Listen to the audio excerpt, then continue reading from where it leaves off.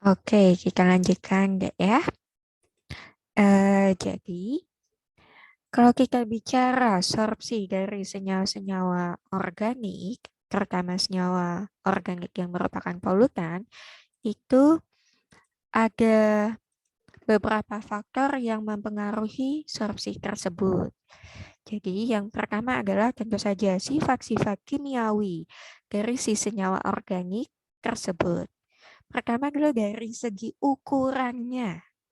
Biasanya nih, semakin besar ukuran dari suatu senyawa organik, dia justru akan lebih mudah untuk dapat diikat, untuk dapat diserap oleh partikel tanah.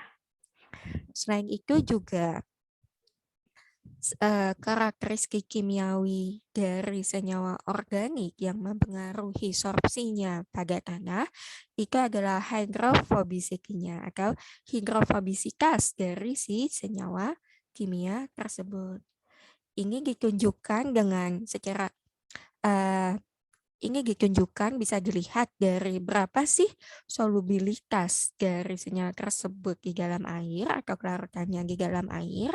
Tentu saja kalau hidrofobisitasnya tinggi, kelarutannya di dalam air ya semakin rendah gitu loh. Harga SW-nya ini akan semakin kecil. Kemudian hydrophobicity ini juga bisa dilihat dari berapa sih harga KOW dari senyawa tersebut. Makin tinggi nilai KOW-nya, artinya hidrofobisitasnya itu semakin tinggi juga. Harga KOW yang tinggi ini menunjukkan hidrofobisitas yang tinggi. Tapi jangan kebalik deh ya. Jangan bilang karena KOW-nya tinggi lalu hidrofobisitasnya tinggi. Bukan. KOW yang tinggi itu menunjuk KOW yang tinggi itu memang menunjukkan hidrofobisitas yang tinggi. Hidrofobisitas yang tinggi itu kan artinya dia semakin hidrofobik, semakin lipofilik. Sehingga konsentrasinya di dalam oktanol akan semakin besar. Oleh karena itu, karena harga KOW itu adalah perbandingan antara konsentrasi di dalam oktanol dibandingkan dengan konsentrasinya di dalam air, ya tentu saja lalu harga KOW-nya tinggi. Jadi jangan kebalik deh ya, hubungan sebab akibat itu jangan sampai kebalik. Kemudian juga faktor lain yang akan mempengaruhi sorpsi dari senyawa organik pada tanah itu adalah keberadaan dari gugus gugus polar. Jumlahnya apa, kemudian juga gugus polar yang ada apa saja. Karena tentu saja gugus polar ini lalu keberadaan gugus polarnya ini akan mempengaruhi kelarutan dari si senyawa organik tersebut. Kemudian nilai pKa-nya. Kalau misalnya senyawa organik tersebut merupakan senyawa organik yang dapat terionisasi. Ini akan kita bahas juga nanti. Nah, selain sifat-sifat atau karakteristik kimia dari si senyawa organik yang kita bahas ini, ada faktor yang mempengaruhi sorpsi itu juga adalah sifat-sifat dari tanahnya. Sifat-sifat dari tanah yang menjadi medium sorpsi si senyawa organik. Misalnya saja yang paling penting ini nih, banyaknya kandungan fraksi organik di dalam tanah tersebut. Kemudian juga senyawa organik yang ada di dalam tanah kan macam-macam nih ya. Nah, jenisnya apa? Kemudian juga keberadaan clay atau lempung di dalam tanah itu dapat mempengaruhi sorpsi dari senyawa organik. Oksida juga, keberadaan oksida itu sedikit banyak dapat berpengaruh terhadap sorpsi dari senyawa organik pada tanah. Selain itu, selain sifat-sifat tanahnya, kalau misalnya umumnya nih ya, senyawa organiknya tadi kan dia tadinya berada di dalam fase air. Nah, jadi sifat-sifat dari fase pelarut yang membawa si senyawa organik tadi juga akan mempengaruhi sorpsi dari senyawa organik pada tanah. Mulai dari pH, kemudian juga kekuatan ion, kemudian juga apakah ada senyawa-senyawa lain yang mempengaruhi solubilitas dari senyawa organik tersebut di dalam air. Kemudian juga temperatur. Yang akan kita bahas dalam perkuliahan kali ini lebih banyak di sininya dulu deh ya. Untuk yang dua ini lebih banyak di kimia tanah nanti pembahasannya. Tapi yang paling penting dipelajari yang bagaimana sifat-sifat dari si senyawa kimia tadi mempengaruhi sorpsinya pada tanah. Oke, kita lanjutkan. Nah, di sini bisa kita lihat bahwa kalau misalnya ini cuma ilustrasinya saja deh ya. Di sini bisa dilihat bahwa semakin tinggi, semakin banyak, semakin tinggi konsentrasi dari senyawa organik yang ada di dalam tanah yang diberi label KOM, itu maka bisa dilihat di sini nilai KD-nya ini akan semakin tinggi atau sorpsi dari senyawa organik tersebut pada tanah tersebut ini juga akan semakin tinggi. Nah, nilai KD di sini menunjukkan konstanta yang disebut sebagai koefisien distribusi di dalam tanah terhadap air. Koefisien distribusi tanah dan air ini yang jangan menghafal rumusnya deh ya, definisinya yang dipahami. Koefisien distribusi tanah dan air ini menunjukkan berapa sih rasio dari konsentrasi suatu polutan yang ditemukan di dalam tanah dibandingkan dengan konsentrasinya di dalam air. Jadi secara matematis, ya tentu saja nilai KD itu adalah nilai CS atau konsentrasi dari senyawa tersebut di dalam tanah, S ini dari kata soil, dibagi dengan berapa konsentrasi dari senyawa tersebut yang terlarut di dalam air. W atau CW. W ini dari airnya. Beberapa minggu yang lalu juga kita udah membahas contoh soal tentang nilai KD ini kan ya, Dek ya. Nah, itu sambil dilihat-lihat lagi. Jadi, terikatnya atau sorpsi dari HOC atau senyawa organik yang hidrofobik itu akan meningkat jika banyaknya senyawa organik yang ada di dalam tanah itu juga mengalami peningkatan. Nah, kemudian beberapa hasil penelitian ini menunjukkan bahwa nilai dari banyaknya HOC atau senyawa organik hidrofobik yang terikat di tanah, yang terabsorpsi ini akan semakin banyak dengan bertambahnya ukuran dari senyawa tersebut. Nah, kok bisa gitu loh? Apa hubungannya? Nah, ini sebenarnya erat sekali hubungannya dengan fakta selanjutnya, yaitu rata-rata senyawa-senyawa organik hidrofobik, jadi HOC ini kelarutannya ini akan menurun seiring dengan ukuran dari senyawa tersebut. Semakin besar ukurannya, maka semakin semakin besar ukurannya, semakin rendah kelarutan dari senyawa tersebut di dalam air. Nah, kalau dia itu sulit untuk larut di dalam air, ya maka dia kan pilihannya adalah terikatlah dia pada tanah. Jadi, karena dia sulit untuk larut di dalam air, ya sudah dia pindahnya ke tanah.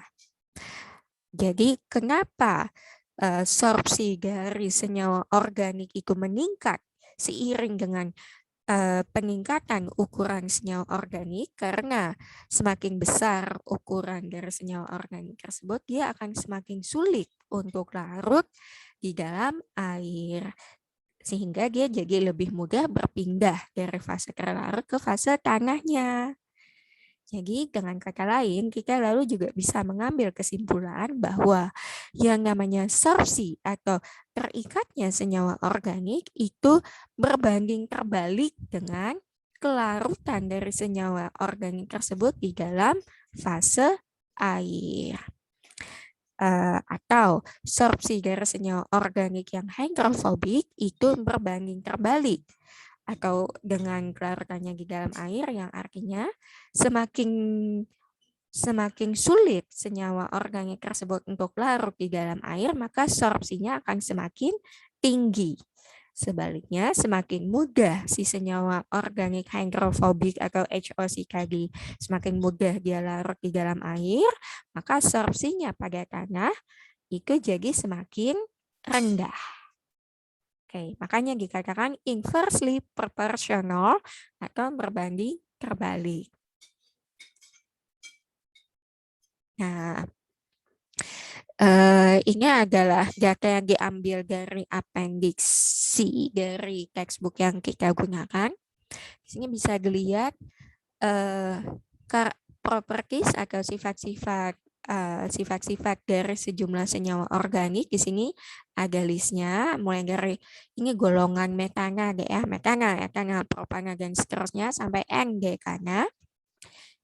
Ini biasalah ya, berapa massa molekul relatifnya. I di sini menunjukkan si senyawa ini tadi, jadi MI di sini kan ada I subscript kecil di sini. Ini ada maksudnya adalah si I ini merujuk pada senyawa yang dimaksud. Jadi metana MR-nya sekian dan seterusnya. Kemudian rho di sini adalah berapa densitasnya dengan satuan gram per centimeter kubik. Kemudian TM di sini adalah melting point atau titik leburnya yang dinyatakan dalam derajat Celcius. TB di sini adalah titik didihnya yang dinyatakan dalam derajat Celcius. Bisa dilihat semakin rendah titik didihnya, semakin tinggi semakin rendah titik didihnya, semakin mudah dia untuk menguap. Log PI per PA ini menunjukkan tekanan parsialnya. Ini belum akan kita bahas dalam mata kuliah kali ini. Yang penting untuk lihat di sini, min log C saturation IW.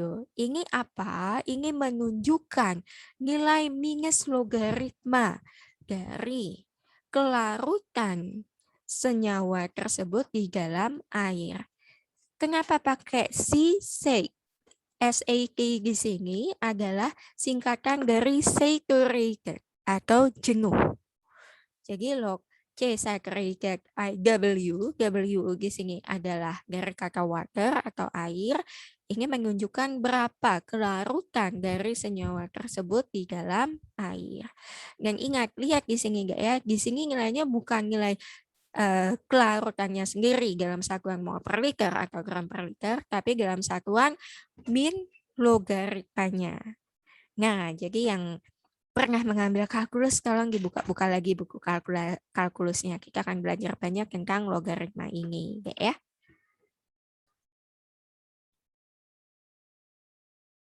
Nah, tadi sudah ada log C saturated IW yang menunjukkan kelarutan senyawa organik tersebut di dalam air. Kemudian ada minus log K IAW. Nah, E di sini adalah dari kata air atau udara. Jadi ini perbandingan ini menunjukkan seberapa perbandingan antara afinitas dari senyawa tersebut untuk menguap dibandingkan dengan dia mending menguap atau mending larut di air nih. Skala kakak gitu. Nah, kemudian ini yang udah beberapa kali kita bahas, yaitu log KIOW atau parameter yang menunjukkan perbandingan dari kelarutan senyawa tersebut di dalam oktanol dibandingkan dengan kelarutannya di dalam air. Sekali lagi bisa dilihat di sini deh, yang ditunjukkan bukan angka KOW-nya sendiri, tapi nilai log-nya. Jadi kayak metan misalnya, kayak harga log KIOW-nya kan 1,09, jadi KIOW-nya, KOW-nya sendiri adalah 10 pangkat 1,09. Nah, 10 pangkat 1,09. Kemudian bisa dilihat di sini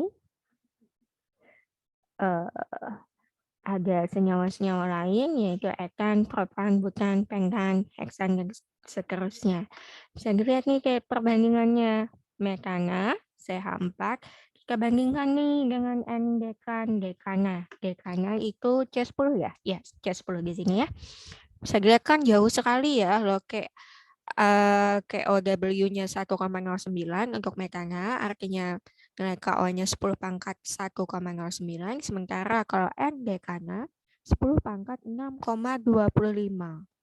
Jadi kan bisa kita lihat dari banyaknya atom C pada rantainya saja, ini kan ukurannya besar kan. Semakin besar ukuran senyawanya, dia semakin hidrofobik.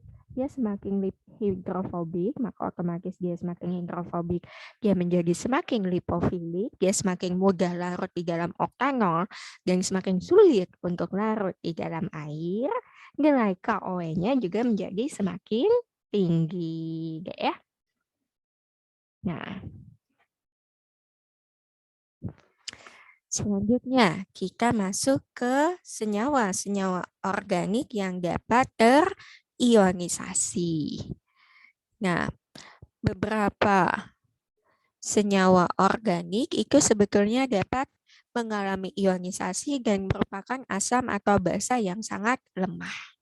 Asam lemah, basa lemah, asam kuat, basa kuat. Sudah pernah dipelajari waktu kimia dasar dulu ya.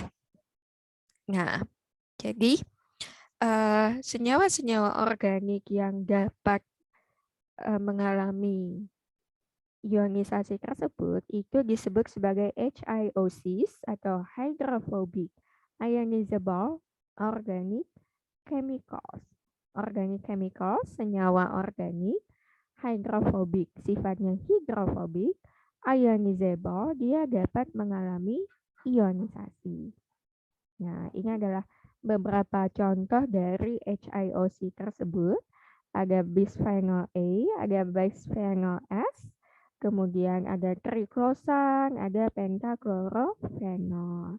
Bisa dilihat di sini bisphenol A itu adalah asam lemah diprotik. Jadi pKa 1-nya 6,05, pKa 2-nya 8,22. Kenapa dia ada 2 pKa, Dek? Karena dia asam diprotik.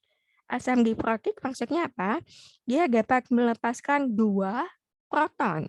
Karena H yang di sini yang bisa lepas, H di sini juga bisa lepas. Jadi ada 2. Triklosan ini juga merupakan suatu senyawa yang dapat mengalami ionisasi. Di sini dia dapat melepaskan H+ dari gugus OH di sini. Pentaklorofenol juga demikian, ada suatu asam sangat lemah yang dapat terionisasi, dia dapat mengalami deprotonasi dengan melepaskan H+ dari OH yang ada di sini. Oke. Nah, apa karakteristik dari HIOC terkait dengan pH dari suatu sistem? Nah, dan kenapa ini penting terkait dengan ketersebaran dari senyawa-senyawa organik HIOC tadi di lingkungan? Karena gini, karena dia merupakan senyawa yang dapat mengalami ionisasi, spesiasi dari HIOC tadi akan sangat dipengaruhi oleh pH sistem. Spesiasi itu maksudnya apakah dia akan berada dalam bentuk ionnya atau dalam bentuk molekul netralnya. Dan spesiasi dari suatu senyawa ini tentu saja akan mempengaruhi bagaimana dia terikat pada tanah. Spesiasi juga akan mempengaruhi solubilitas atau kelarutan dari senyawa tersebut, volatilitasnya, degradasinya, dan seterusnya. Sebagai contoh nih, untuk suatu senyawa dengan pKa sama dengan 5, bisa dilihat di sini. Pada pH 2 nih, ini jadi yang pada sumbu X ini adalah pH, sumbu Y ini menunjukkan berapa persen senyawa tersebut yang berada dalam bentuk Ha atau spesies molekul netralnya. Pada saat pH-nya 2, suatu asam organik yang pKa-nya itu 5 itu pada saat berada dalam sistem dengan pH sistem sama dengan 2, seluruhnya itu berada dalam bentuk Ha, dalam bentuk molekul netralnya. Begitu pH mulai kita naikkan, kalau pH-nya naik, konsentrasi H+-nya turun nggak ya? Bisa dilihat di sini. Pada saat pH-nya kita naikkan, justru semakin banyak Ha ini yang terdisosiasi menjadi H+ dan A-. Sehingga fraksi atau persentase dari senyawa organik yang berada dalam spesies molekul netralnya, yaitu dalam spesies Ha-nya, itu menjadi semakin sedikit. Bisa dilihat di sini pada pH 5, pada pKa, hanya 50% dari asam organik tersebut yang berada dalam spesies netralnya. Pada pH 7, practically seluruh asam organik tadi sudah terurai menjadi H+ dan ion A-. Jadi tidak ada lagi sebetulnya asam organik tadi yang berada dalam spesies molekul netralnya atau dalam bentuk Ha.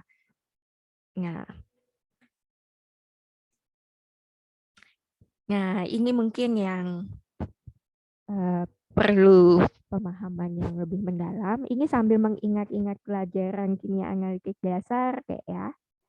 Jadi gini, HIOCs atau hydrophobic ionizable organic compound, senyawa-senyawa organik yang dapat terionisasi tadi, kalau misalnya dia adalah merupakan senyawa asam-asam organik yang merupakan asam lemah, maka dia akan terdisosiasi menjadi H+, tentu saja ya, dia terdeprotonasi dengan melepaskan H+ atau proton dan menghasilkan spesies ionnya, yaitu A-. Nah, perhatikan deh, semua asam lemah itu kan memiliki nilai Ka. Nilai waktu SMA mungkin belajarnya Ka, saya tidak tahu kimia analitik pakai Ka atau pKa, tapi basically ya sebetulnya sama aja sih ya, Dek ya. Semua asam lemah itu memiliki nilai pKa. Ingat nggak, Ka itu sebetulnya adalah perbandingan antara berapa banyak konsentrasi H+ dibanding H+ dan konsentrasi spesies asam lemah tersebut dalam bentuk ionnya, yaitu konsentrasi A- dibagi dengan berapa sih konsentrasi asam tersebut yang masih berada dalam bentuk spesies molekul netralnya atau Ha. Nah, sorry, ini seharusnya bukan cuma tanda panah kayak gini deh ya, ini harusnya adalah tanda bolak-balik, reaksinya bolak-balik. Nah, kemudian nilai Ka tadi seringkali dinyatakan dalam bukan sebagai Ka-nya sendiri, tapi sebagai nilai minus log-nya yang disebut sebagai pKa. Ya sama aja sih, kalau pH itu kan min log konsentrasi H+. pKa ya minus log Ka. Seberapa banyak? Sebenarnya kan dari sini bisa kita lihat nih. pH dari sistem itu akan menentukan berapa banyak dari asam tersebut yang terdisosiasi menghasilkan spesies ionnya. Dan itu sebetulnya kelihatan dari persamaan ininya di sini. Dari persamaan nilai Ka-nya di sini, ya kan? Nilai Ka ini umumnya konstan untuk temperatur yang konstan. Nah, jadi kalau H plusnya di sini dirubah, tentu saja yang akan bisa berubah itu tinggal nilai A minus dan HA-nya ini. Nah, kenapa perbandingan ini penting, deh? Jadi perhatikan di sini. Seperti yang disebutkan tadi kan, suatu asam lemah itu dapat terdisosiasi menjadi suatu asam lemah Ha. Ini dia akan terdisosiasi menghasilkan proton dan ion A minusnya. Nah, dan sebetulnya kan nilai Ka itu menunjukkan rasio antara berapa banyak spesies dari asam tersebut yang berada berapa banyak bagian dari asam tersebut yang berada dalam spesies ionnya, atau dalam hal ini adalah A minusnya, berapa banyak yang berada dalam spesies molekul netralnya. Nah, kalau secara matematis nilai Ka itu bisa kita tuliskan seperti ini, kan bisa deh ya. Ayo, aljabar sederhana ini. Kalau H plusnya kita pindah ke sini, bisa kita peroleh persamaan seperti ini, ya kan? Jadi nilai Ka dibagi konsentrasi H plus itu menunjukkan rasio antara berapa banyak sih spesies dari asam tersebut yang berada dalam bentuk ionnya dibandingkan dengan berapa banyak senyawa asam tersebut yang berada dalam bentuk spesies netralnya. Sekarang, kalau misalnya suatu senyawa asam lemah berada di dalam sistem yang pH-nya sama dengan pKa, maka jumlah dari senyawa tersebut yang berada dalam bentuk atau spesies ionnya, dalam bentuk ion bermuatannya, sama banyaknya dengan jumlah dari senyawa tersebut yang berada dalam bentuk spesies molekul netralnya.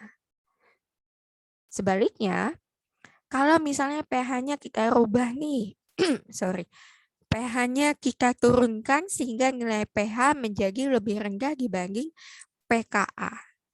Ingat deh ya, nilai pH itu kan minus log H plus, sementara pKa itu min log Ka.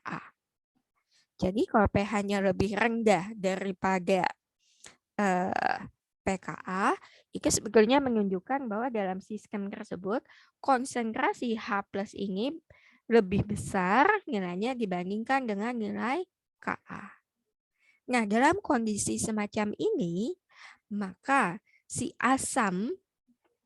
spesies asam lemah yang sedang kita bahas ini akan berada lebih banyak dalam bentuk Ha, dalam bentuk spesies molekul netralnya dibandingkan spesies A minusnya. Sebaliknya, kalau pH-nya ini kita naikkan, sehingga nilai pH lebih besar dibandingkan dengan nilai pKa, itu sebetulnya dalam sistem konsentrasi H plus ini rendah, deh. Konsentrasi H plusnya rendah dan lebih kecil daripada nilai Ka. Dalam kondisi semacam ini, konsentrasi Ha ini lebih kecil dibandingkan konsentrasi A minus. Si asam tadi lebih cenderung untuk lebih banyak berada dalam bentuk spesies ionnya atau dalam bentuk A minus. Kenapa yuk kira-kira? Ingat nggak sih? Saya coba gambarkan di sini ya, mudah-mudahan. Jadi ini kan Ha, dia terdisosiasi. Ya, anggaplah ini tanggapan bolak-balik ya. H plus dan A minus. Nah, sekarang gini, kalau misalnya dalam sistem yang sudah seimbang ini nih, tadinya dia seimbang. Jadi HA-nya ada sekian mol, H plusnya pada pH tertentu sekian mol, A minusnya sekian mol.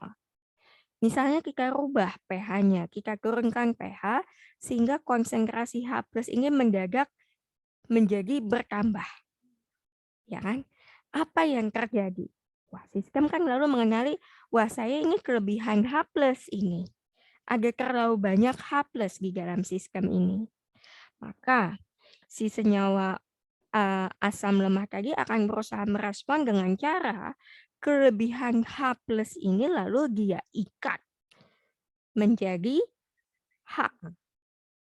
Nah, akibatnya lalu karena asam organik, si asam organik yang merupakan asam lemah ini tadi berusaha mengurangi kelebihan H plus akibat turunnya pH tadi dengan cara spesies ion A minusnya mengikat H plus yang lebihan tadi, otomatis konsentrasi HA menjadi bertambah. Sementara konsentrasi A minusnya berkurang. Ya kan, karena A minusnya mengikat H plus tadi menjadi HA. Sebaliknya, kalau pH itu kita naikkan, yang berarti kita menurunkan konsentrasi H plus, kita kan sebetulnya mengganggu keseimbangan nih. Kita sekarang kekurangan H plus di dalam sistem. Maka si HA, si asam organik ini tadi lalu berusaha memperbaiki rusaknya keseimbangan tadi dengan cara melepaskan proton, dia mengalami deprotonasi dari HA menjadi dia melepaskan proton H plus dan melepaskan A minus, melepaskan spesies ionnya yaitu A minus. Maka dengan demikian konsentrasi HA itu menjadi berkurang karena HA-nya itu untuk supaya mengimbangi terjadinya kekurangan konsentrasi H plus dalam sistem, dia lalu berkurang, terdeprotonasi, melepaskan H plus dan A minus. Justru konsentrasi A minusnya yang nambah di sini deh ya.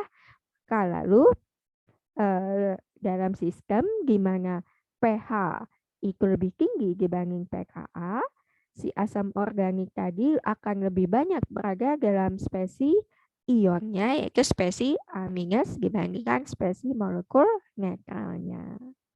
Nah, ingat, air merupakan pelarut polar. Maka dia akan melarutkan senyawa-senyawa yang polar atau bermuatan.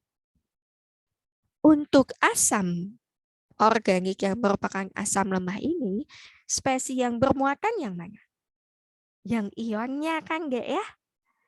Jadi, pada saat konsentrasi spesies ion dari asam organik tadi bertambah, maka lalu kelarutan total dari asam organik ini tadi juga akan semakin bertambah. Nah, jadi itulah kenapa pH akan mempengaruhi kelarutan dari suatu senyawa organik yang merupakan asam lemah, karena pH ini akan mempengaruhi spesiasi dari asam organik tadi.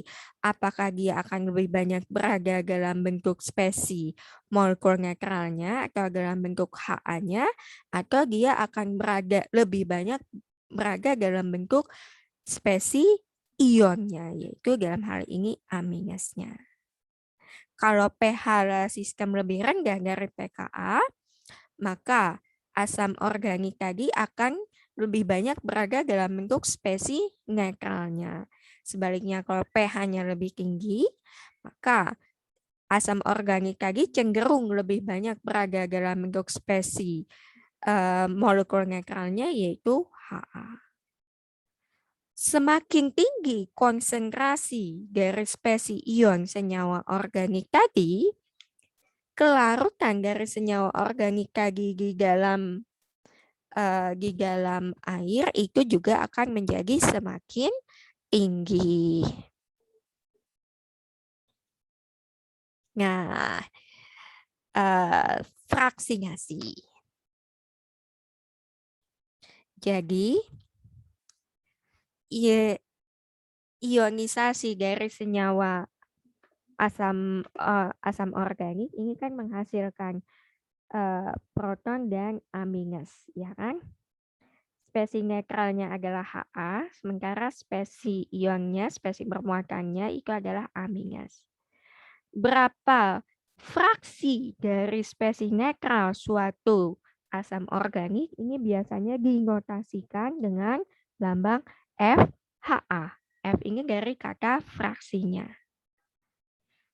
Fraksi dari spesies netral suatu senyawa asam organik atau FHA ingin menunjukkan berapa sih rasio dari spesi netral tadi terhadap keseluruhan jumlah si senyawa tersebut.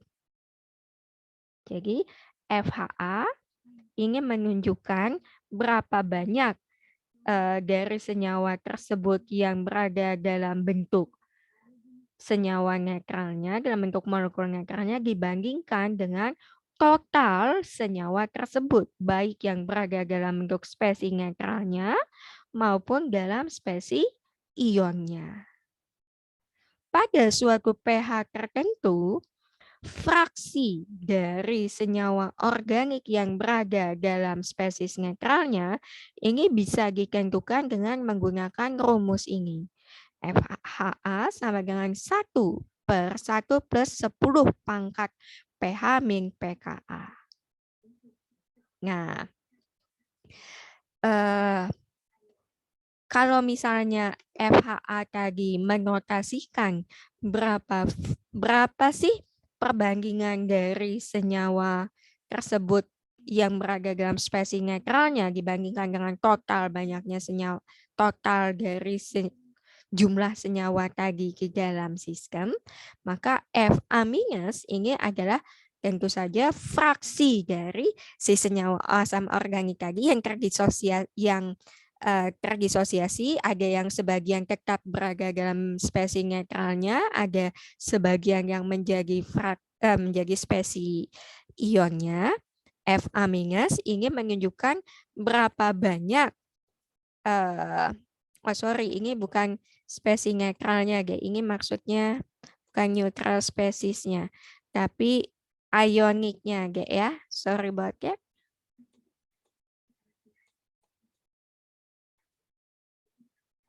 Spesi ionik. Oh my God, tulisan saya. Oke, maksudnya ionik. Jadi, FA- ini menunjukkan berapa sih fraksi dari spesies ionik, fraksi dari senyawa organik tadi, menunjukkan berapa banyak senyawa asam organik tadi yang berada dalam spesi ionik, yaitu konsentrasi spesi ioniknya dibandingkan dengan total dari si senyawa organik tadi itu jumlahnya di dalam sistemnya itu berapa banyak. Nah, jadi kan sebetulnya berapa fraksi HA, berapa FHA ditambah FA- ini selalu sama dengan 1. Ingat fraksi mol enggak, Ge? Nah, fraksi mol itu kan kalau dijumlahkan harus sama dengan 1. Sama, FA- ditambah FHA ini jumlahnya sama dengan 1. Oleh karena itu, pada suatu pH tertentu, karena kita bisa menghitung FHA, maka kita juga bisa menghitung FA-, yaitu FA- sama dengan 1 minus FHA. Oke, ini mungkin kenapa bisa sampai dapat angka rumus sekian. Ini akan saya buatkan rekaman yang tersendiri karena agak sedikit, ya nggak panjang-panjang banget sih, cuma meski dikerenkan satu persatu langkah-langkahnya. Cuma nggak susah kok, Dek, cuma aljabar biasa. Oke. Mungkin untuk saat ini itu saja yang bisa saya sampaikan. Seperti biasa, kalau misalnya memang ada kesulitan dalam memahami materi kali ini, bisa disampaikan langsung pertanyaannya kepada saya. Tapi mudah-mudahan, walaupun hanya melalui rekaman, materi kali ini kita bisa dipahami. Oke, itu saja. Terima kasih. Wassalamualaikum warahmatullahi wabarakatuh.